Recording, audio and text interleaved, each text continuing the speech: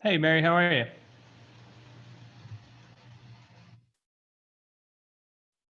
I think you're muted. I'm going to just send us Oh, live. here I am. Yep. Hey, how you doing? Good. I was saying, why am I the only one here? I think the link in the weekly roundup was broken. So, Yeah, I clicked the one from last week. yeah, I don't know why that didn't work. I'm going to have to fix that. But let me send us live and hopefully people will figure it out.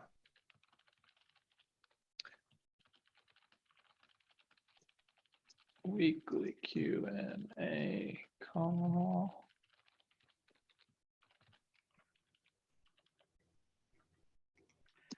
I should get a hat since I'm here first. Me too. Good idea. Yeah.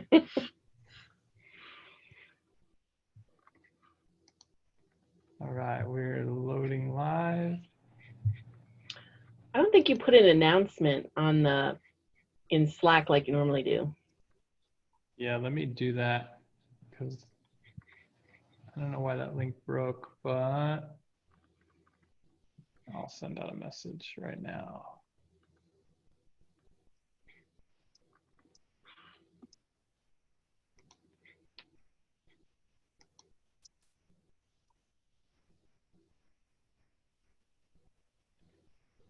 Okay. Hopefully people will find their way over.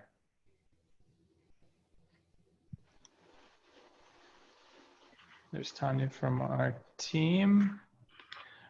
And here we go. People are jumping in. All right. Hi, everyone. Welcome to the weekly Q&A. This week, unfortunately, you're stuck with just me. I think Sean, Robin, and Varun are all on at a very important meeting. I can't remember what the meeting is. I just remember hearing that it was something big. So hopefully that means something very exciting is rolling down the pipe. So today it's just me.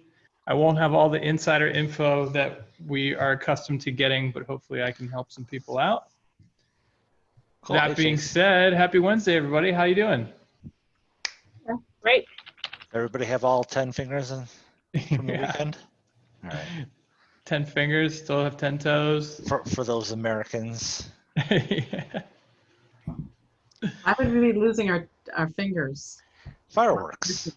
Oh, okay. I wasn't getting that either. The news today. What the hell happened now?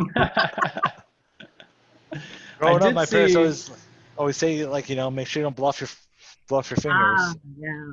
What city was it? Was it San Diego or something? I saw a video where they accidentally set all of the fireworks off at once, and it was just this massive. Oh yeah, explosion. that was a couple of years ago. There was a programming error in the city's fireworks, and the whole thing went off like at the same time. That's crazy. Yeah. All right, so we've got some people over in Facebook. This is my first Q&A. Lorenzo, welcome. Yeah, the one in the weekly roundup email didn't work. I don't know what happened. The link is broken. So hopefully, sorry about that. I'll have to make sure it gets fixed for this week's roundup. But it looks like we made it. So anybody have any questions? I do. I do too. Fire away. Let me go first real quick. So I just imported a bunch of customers and they're under the type of lead. Is there a way that that I can switch them all from lead to customer like super fast? This keeps coming up, and I keep hearing that like, oh yeah, we're gonna change that, and we're gonna give people the ability to change it from lead or whatever with a trigger.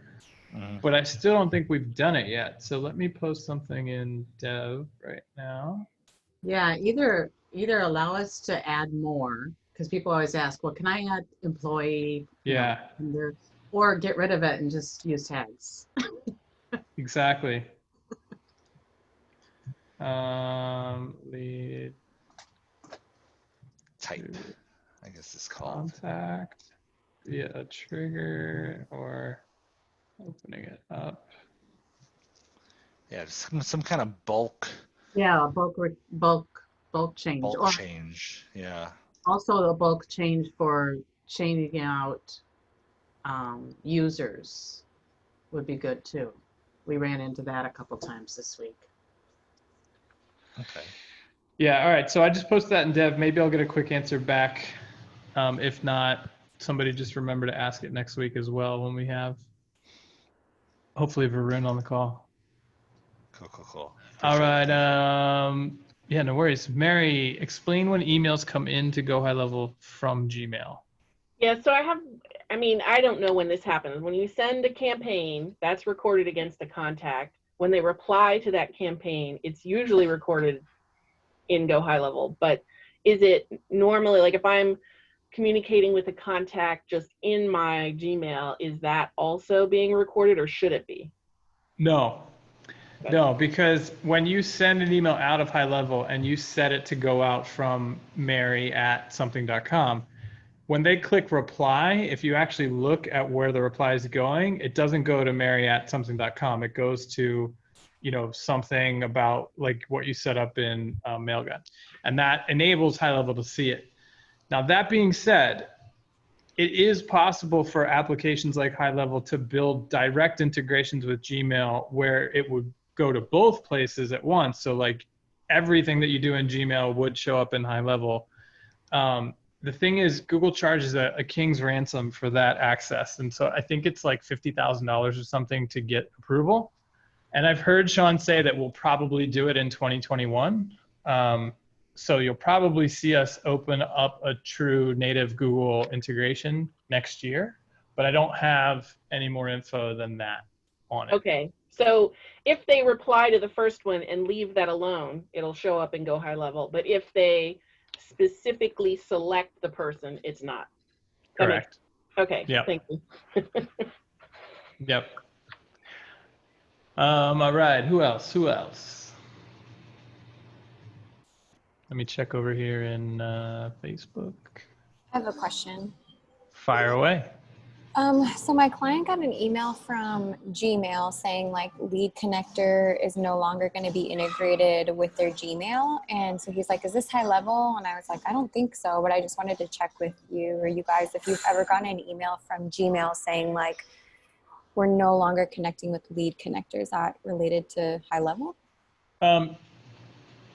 I don't know if it is related to High Level or not, but I know I've seen a bunch of people ask that question, and the answer I see back from our team every time is you can disregard that. It's not going to affect anything in High Level. So I don't know if we actually caused that email or what, but I know you can disregard it. Got Is it. the answer. Okay. And then I have one more question. Can I share my screen? Sure. So I have triggers set that when you submit a form, you're added to a stage added to a campaign, and then a stage in the pipeline, and then you're tagged. Okay. But if somebody wants to just manually add somebody, I created a trigger for, okay, if you make that person and put them in this stage, then they go into this campaign. But I'm just wondering, like, because I already have a trigger that is saying when this happens, all these things happen, will there be a situation where if I manually add somebody, they're added to the campaign twice? Just because sometimes I'll build things and I won't realize like, oh, that happened here and this happened here, so you're actually added twice. So that's kind of like the issue. Question is two parts. Yeah. Does this conflict with each other and have it add to the campaign twice? And then second question is there a way to like make a blanket rule of saying like don't add the same person to the campaign twice that I can? Yeah.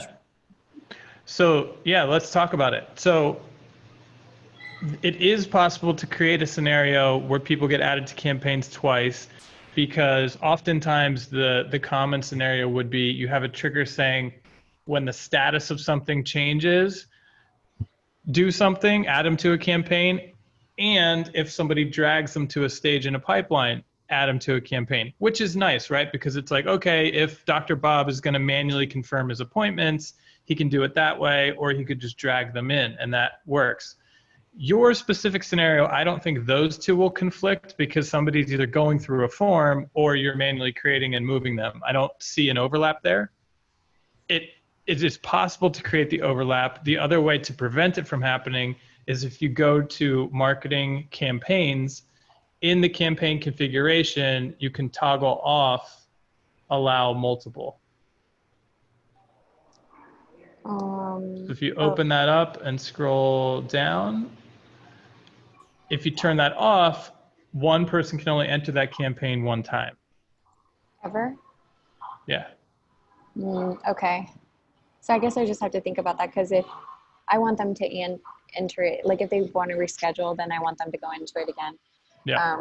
So then the other thing would just make sure that if they're manually added or they're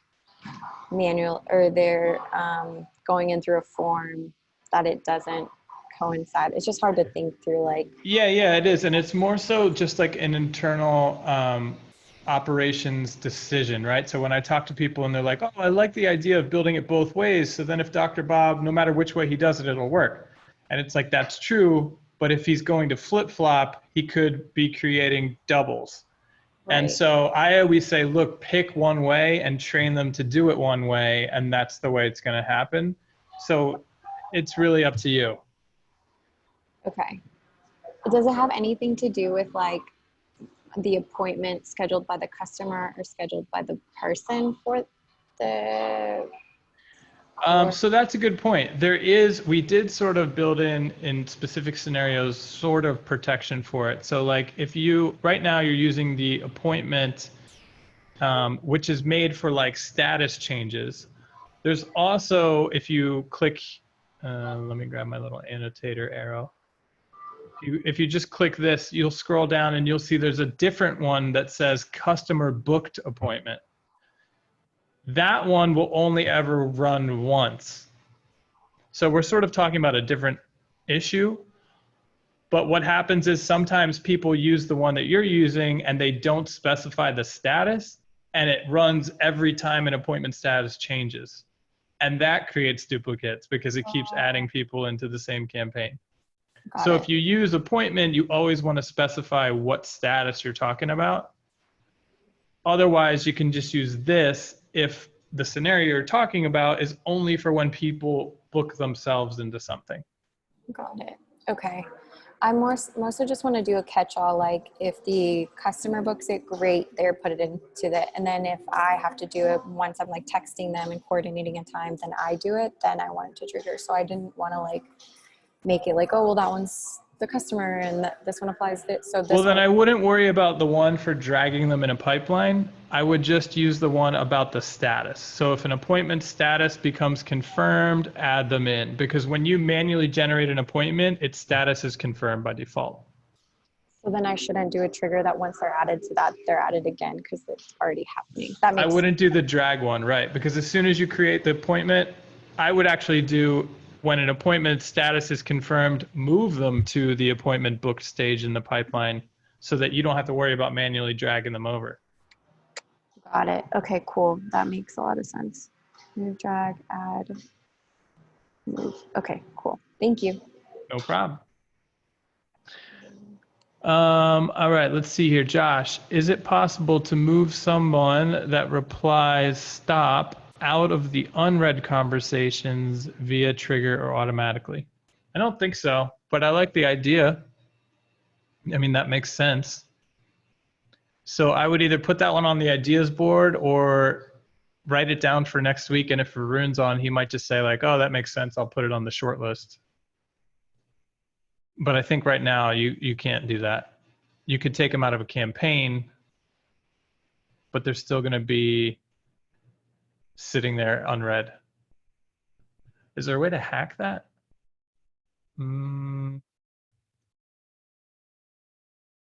Maybe if you make a trigger that says if somebody replies stop, you put them in a new campaign that texts them back like, got it, we won't text you anymore, and then they would be unread because you replied. So that, I think that's like a little hack that could work. Melissa, is the only place we can turn on the ability to have a contact in more than one opportunity in triggers? Is there someplace else we can turn that on? I think there is someplace else, and maybe somebody on the call will remember it quicker than I do. But when you're building the trigger, if you use add update opportunity, you can set it there. Mhm.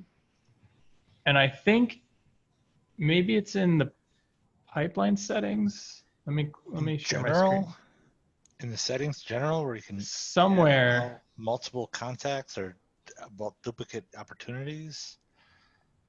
There's, You want yeah. multiple contacts associated with one opportunity, Melissa, or? No, she wants one guy keeps giving her all these Here it is. opportunities.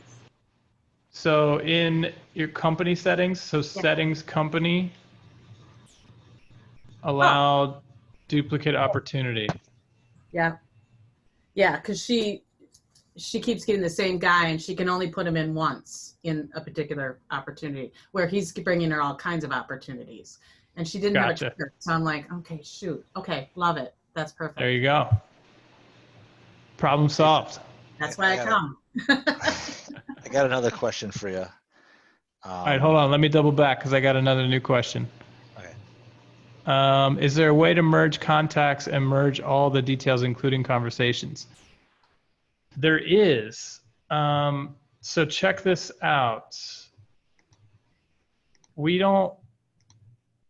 don't know if we publicize this or not, but if you go to help.gohighlevel.com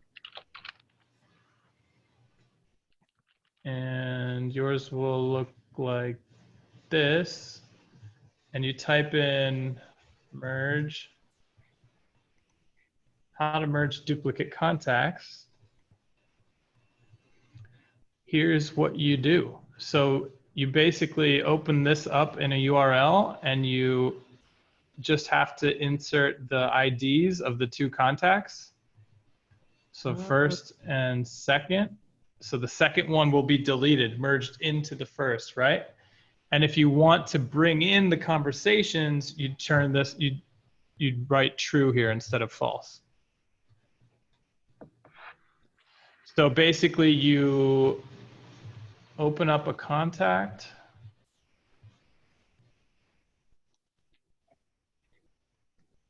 Here's their ID, right? So you'd open up one contact. Let's see if I can, I'll just copy,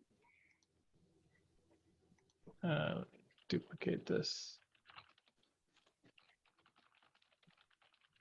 All right, so I've got two contacts here, right? So you take the ID from number one, you grab this, you paste it. Oops. You grab the ID from number one, you come over here, you replace it. And then you grab the ID from number two, you replace it. And then you decide, do you want the conversation to be merged as well or just the contact? And then you hit return and it'll run and it'll merge them. So that's obviously a very manual process. We're working on a way, the team's trying to figure out a really cool way to do this in smart lists where we'll be able to say like, hey, show me all possible duplicate contacts, and they'll show up in pairs or whatever. And again, I don't know how they're going to make it happen, but we're trying to figure out a really easy way to be like main, merge into main, you know, and just have it be able to do it much quicker. But you can do it right now. That's how you do it. Can I show you a hack somebody turned me onto? Sure. Screen. The only thing I want to check now is if it imports the conversations. But some smart guy wrote a little whatever you call it. And so if you go to systemxdesigns.com, merge duplicate contacts, you do the same thing. You take that first ID, you take the second ID, and you hit submit, and boom, it does it for you. It was beautiful. It was just a whole class. But I do want to check and see if the conversation gets merged over. Which actually I could check real quick, in that I know who I just did it with.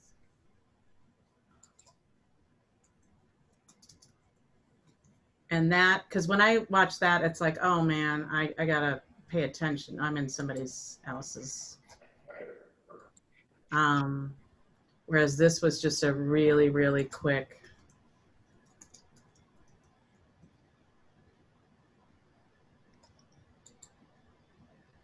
And I'm gonna guess it does, but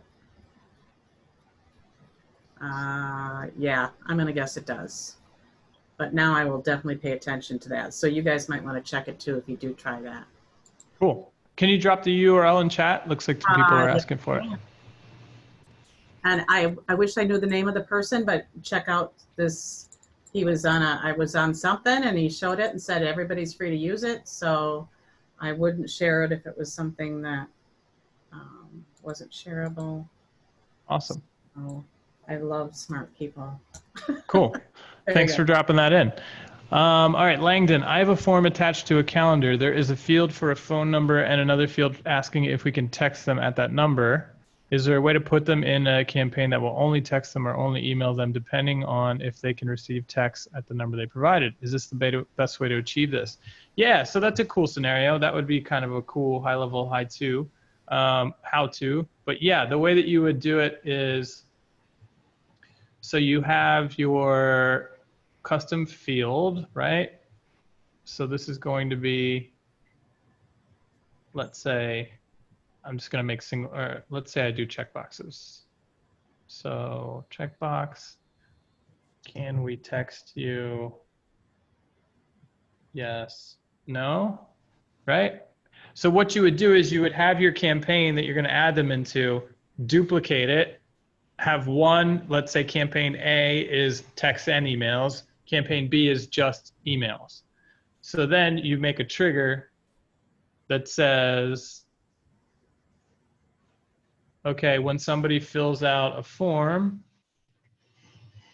whatever the form is, right? Let's say it's this one. And then you add a filter for that custom field. So you scroll down to custom field filters. Can we text you? If it's yes, over here you add them into campaign A, right? Add to campaign, and you'd select the one that has emails and texts, and then you'd have another trigger, the same thing, just duplicate this one, change this to no, oops, and then add them into the alternate campaign. So that's a cool way to do it. I'm actually going to do a high-level how-to similar on this of building a double opt-in. So people that want to run newsletters out of HighLevel to do like, hey, thanks for signing up. We sent you a confirmation email. Go click the link to confirm that you want to be on our email list, which is pretty standard if you want to get serious about making a newsletter. So yeah, pretty much the same thing. So that's how you would do it, Langdon.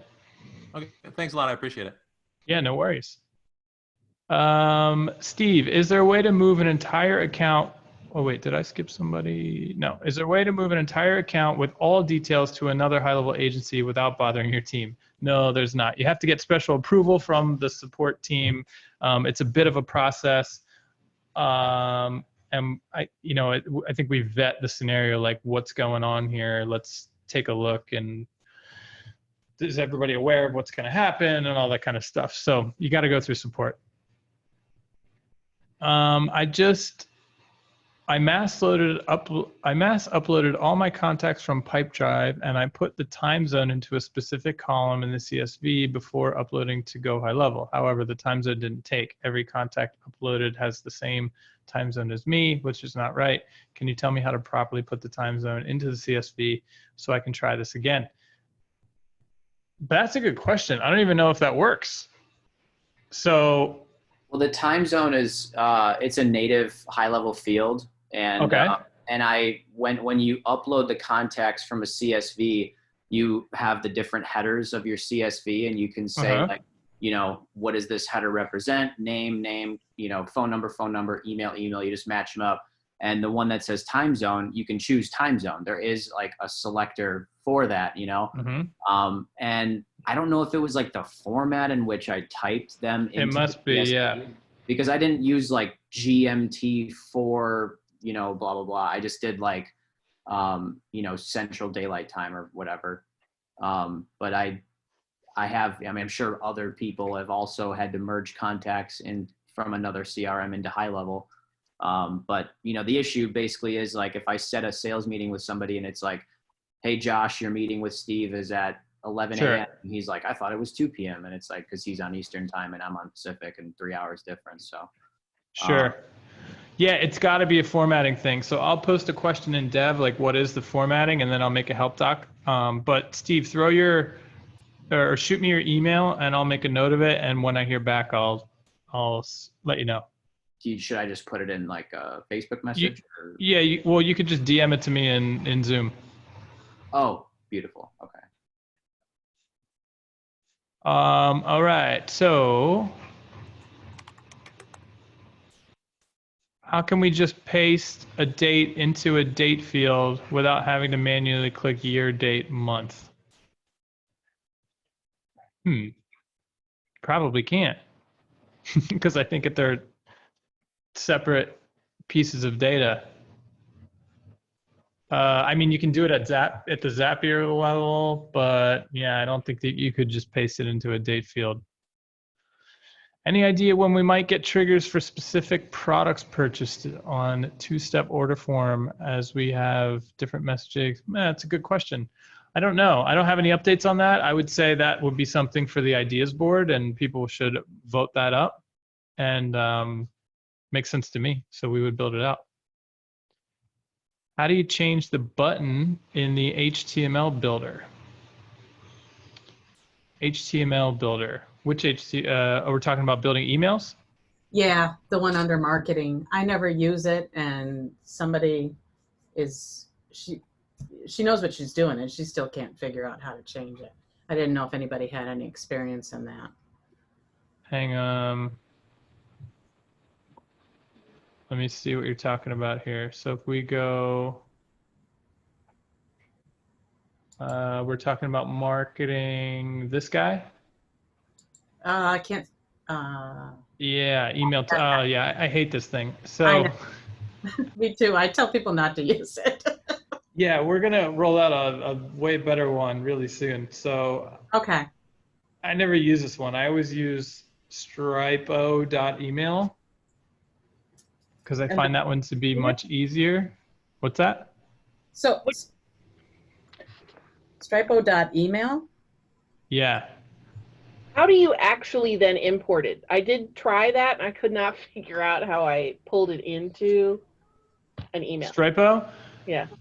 So the challenge is, hey, Noe, I'm on a call, man. Yeah, here you go.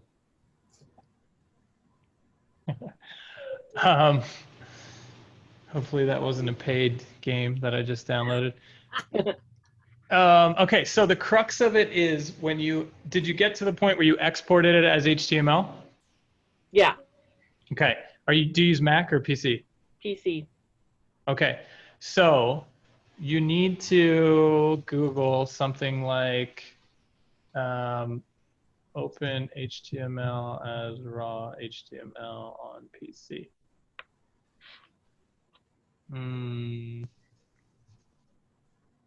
When you download it, all right, let me try to see how the best way to get to this explanation. On a Mac, there's this program that comes by default called TextEdit.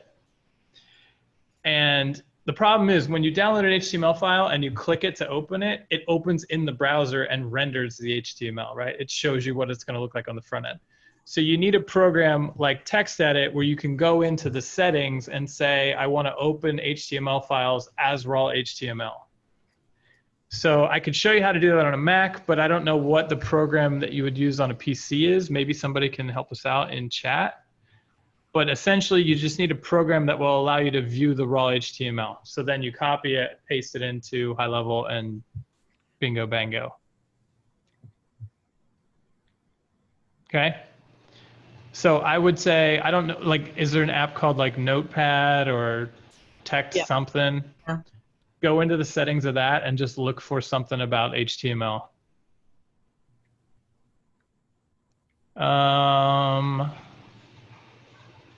Steve, can we change the date thing? That's important, I think. What are we changing? We're talking about being able to paste a date into a field without having to specify the month and the day and the year. That would be, again, ideas board. I'm sure the way that we do it now was because they thought through and decided that needed to be the way to do it. But if the majority of the community disagrees, I'm sure that we would change it. Hey, Chase, I have a quick question. She should download Sublime. Rich, what's up? You here? Hi, yes, I am here. But just to finish off your last, Sublime text editor is hands down the best editor. It can edit any type of code, and it Nice. color codes the code blocks and stuff. But my question was regarding the form builder and passing. So I have this thing where, you know, Gary Vee says, text me, and right, and then he responds with an auto text with a link. So I have people cold texting me. I auto send them a link, which is a form. When they click that link and open the form, I would like their phone number to show up at the top of the page. Sure. Okay, here's how you do it. Hop into an account, right? Just go to, I don't know, like let's say add a trigger. Add an email or a text step just so that we can get to the custom value shortcodes. Right. So go contact phone. Right. Grab this. And now when you have your link, right, let's say it's whatever, HTTP dot link. Right. Whatever, right? Right. You do question mark and you do phone equals paste. Perfect. So just throw that at the end of the link. And then when I put that curly contact phone in the page, it'll convert. Wait, okay, so wait. We're not sending them to another form and you want to pre-populate the phone field. We're sending them to a page and you want it to show the phone number as text.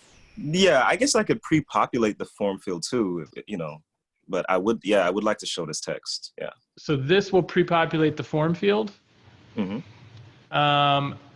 show as text, have you tried it? Have you tried just adding that same shortcode to the page? I did, but I didn't put it as a variable in the URL. Yeah, that you wouldn't have to put it as a variable. So right now you can put in, I think, first name, that one works. So like contact, this right, one but will they wouldn't be a contact yet. That's kind of why they're filling the form, right? Well, they are a contact, but you only have their phone number, right? Right. Okay. Yeah. So what I was getting at was this one works. The rest of them don't yet. It got brought up last week and Varun was like, oh, let me figure out why. Maybe there's a reason why we can't do the other custom values, or maybe we just need to make a change and allow you to do it. So I know it's something that we want to do, but it sounds like we haven't made that fix yet. That's cool. Yeah, thanks a lot, Chase. Yeah, no worries. But I think that's great. Like this whole thing I love. So let me send Varun a reminder. Hang on one sec. I have a question about the HighLevel app. Is that more of an Ian question or so? Yeah. Yeah. Yeah, Ian runs that stuff. All right, I'll send him an email. Question from Q&A call. Have we made any progress on allowing you to populate all of the custom values on funnel pages? Cool. Yeah, I think that's going to be really cool when we can do that. And I love how you are doing the Gary Vee text me thing. So what's I think it's called Community, the startup that they use for that? Yeah, I don't know what their edge is. I think they just are in the industry. There is no edge, right? Exactly. It's like this hot startup where you can't get, it's like beta invite only or whatever. The celebrities use it. I'm sure it costs a fortune. You could do it with HighLevel. Yeah. Yeah. So, but yeah, once we can do what you want to do, then I think you could take it the full way and make it really cool. Thank you, man. Thank you. No worries. All right, let's see what else we have here. So Sublime, thanks for the tip as well. It sounds like that's what you want, Mary, to be able to grab the raw HTML. Cool. Vlad, I have an interesting discovery about email deliverability, how to get them in priority tab instead of promotion in Gmail. So one of our locations has 2 agents, location has a default email, and 2 additional emails for team members. What I've discovered is that only default email goes to priority tab in Gmail. If I change another email to default for this location, magic, email goes to primary tab. Is there something you guys can fix so all email goes to primary tab? When I use Freshtail CRM, it allows all team member emails to go into priority, not promotion tab. That's really interesting. So Vlad, what I would do is film a loom on this and Slack it to me, and I can pass it on to the dev team. Okay, sounds good. Cool. Thanks for sharing that discovery. Mary, thank you. That was a problem. Okay, great. Let me hop into Facebook. I think I saw some questions over here. Can you elaborate on the calendar changes that are coming this month? I don't, off the top of my head, I'm sure I wouldn't get all of the specific changes, but what I do know is you'll be able to do everything Calendly does, and I think more. So if you've used Calendly, that's what you're going to be able to do. So you're going to be able to say like, okay, this calendar is for treatments. And we have 3 different providers. They each have their own schedules. This calendar will check all 3 of their calendars for availability. So that's like one example of the things you're going to be able to do with the new calendar update. So we're all super excited. It's really close. I think it's already in our private beta for just HighLevel users. I actually need to go check that out. And then it will go into like a closed public beta very soon. And I think we're still on track to push it live August 15th. So right around the corner. Can custom values be used in the subject lines of emails? Yeah, they can. Mike, can we do caller ID for contacts already in Go HighLevel? No. Currently, the best found is a push notification trigger on incoming call status, but that only pops up after the call is over. Could we put merge fields in the Whisper to work as caller ID? That's interesting. I don't know if that would work. Test it out. Side note, the transition beep for the Whisper message is way too loud. I don't know if that's something we have control over. That might be a Twilio thing. Incoming call number reporting. I think, did that just roll out already? I know that we moved call reporting under reporting, call reporting. And when we did that, we might have added that. So I'm not sure. Go check that out. Reporting, call reporting. If it's not there already, then it should be coming soon. What is the difference between the free mobile app, $50 a month, and $4.97 a month? The free mobile app is HighLevel. So you'd have to tell your clients, hey, you can go download this app in the App Store called HighLevel and log into your account. That obviously breaks the white label because they're going to be like, what is HighLevel? $50 a month gets you the white labeled Zapier Zap, because sometimes you have to tell your clients, hey, like people don't want to pay for their clients' Zaps. So they say, hey, you needed a Zapier account and you're going to have to search a Zap called HighLevel and build whatever Zap you're trying to tell them to build. That breaks down the white label. So $50 a month, you can get in the Zapier store our Zap under your logo. And then the $4.97 a month is the full mobile app in the Apple Store, the Google Play Store under your logo. So those are the differences between those three prices. Well, it really comes to like $700 a month if you do the. True. $297 plus $497 or whatever that is It's a would be your drop in the grand bucket total. for you. For who? For Mary? For her. Yeah, Yeah. yes. Mary's Little tiny beast. drop. Not a drop I want to make for sure. All right. What's the Slack account or link so I can share the Loom? Vlad, just send it to me privately in Zoom and I'll get it posted. All right. I don't see any other questions. Oh, here we go. I asked a question about contact source via email when it is imported via Facebook lead. Did you have any ideas on how to change it? No, I don't think that you can unless you're going to Zapier first. Yeah. No, but I agree. It's something, this is like a stupid thing that we keep saying we're going to fix, and it seems to never nothing has changed on it yet. So I sent the dev team a message about this, Josh. Hopefully I can bug them, and hopefully by next week it'll be fixed. But yeah, we need to give you the ability to make triggers that changes that, or just get rid of it altogether and you just use tags. You know what I mean? I think that's the problem. We're still debating on what is the better way to do it. And so nothing ever actions because we never actually come to a conclusion about which is the better way to do it. Some people are like, we don't need contacts versus leads. We could use tags if we wanted to differentiate between those two things. Others are like, no, it makes sense. And I want to be able to add more types of contacts, which also makes sense. So I think we just need to figure it out and make it happen. But it sounds like we're still kind of stuck in limbo. You mentioned an update is coming for email design. What's coming? Yes. So imagine instead of that really complicated, annoying email builder, our funnel builder that builds emails.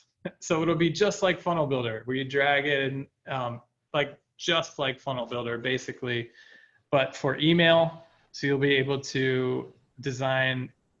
Yeah. And I'm really excited because I think we can do this better than everybody, right? Like even Stripo, the one I use, is not really that user friendly. It's annoying every time I have to go do it. And so it's crazy to me that it's so hard to get a simple, nice email builder. And I'm really confident that ours has the potential to be better than all the ones that I've used before. So hopefully that's the case.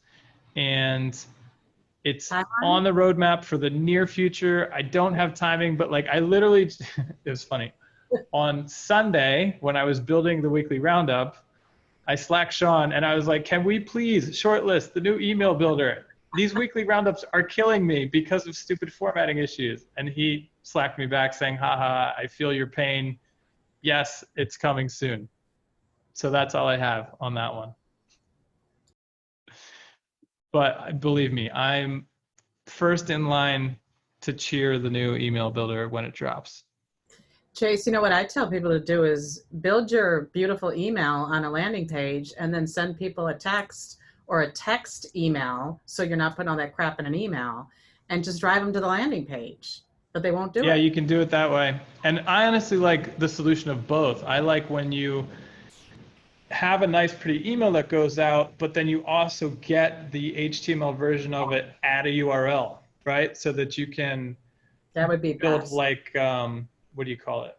Like catalogs of your past emails or whatever, so that people can go back to them, which I think is cool. So hopefully we'll make that happen as well. Back in Facebook here, super expensive for mobile app. Why so pricey? If you think that's pricey, try to build your own. Mobile app development is a beast of its own, so that's why it costs much more. Why is the white label app a monthly recurring cost and not a one-off? Talk to Sean on that one. Because I think if we're just a one-off, we wouldn't be able to afford to do all the awesome things that we do and hire the awesome people that we need to keep building this awesome application called HighLevel. Can we include an RSS feed in an email campaign? I don't think so.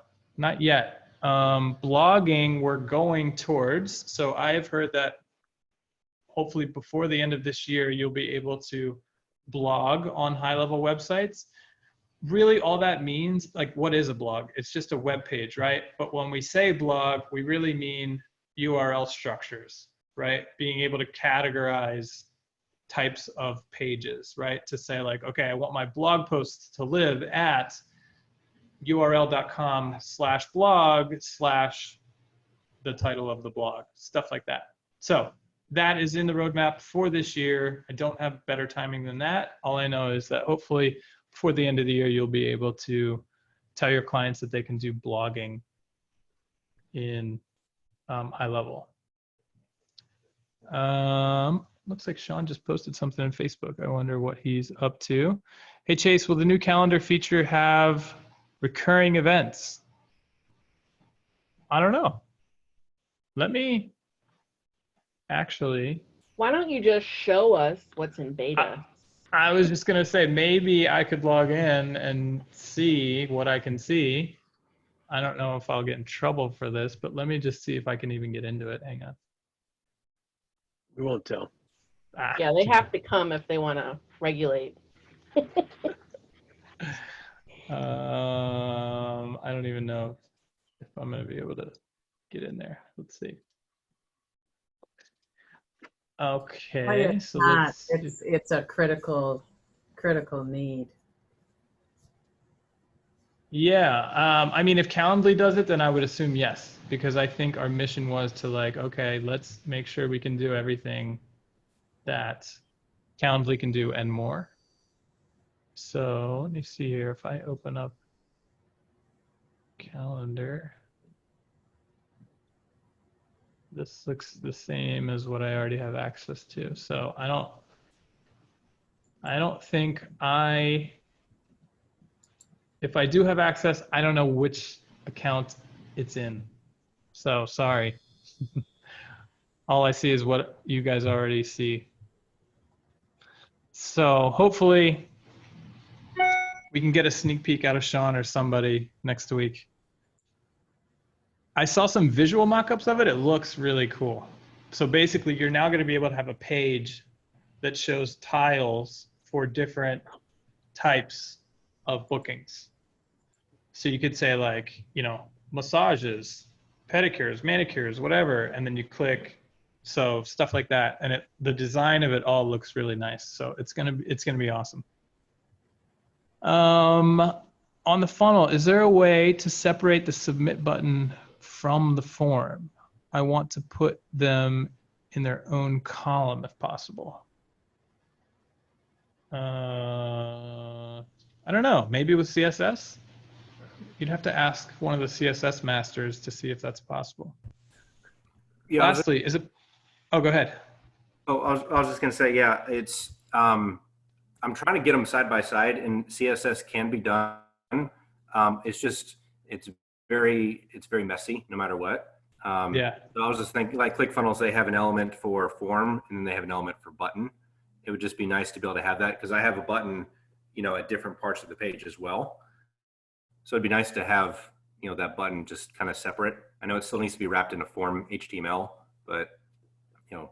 Well, that's interesting, because now you have me thinking, if you build a form and you don't put a button in the form, but on the page you put the form and then you drag a button element somewhere else, do you have the option in the button actions to say submit form? I don't think so. So I think we're almost there to be able to do what you want to do, but I don't think it would actually work if you try to do it right now. Okay.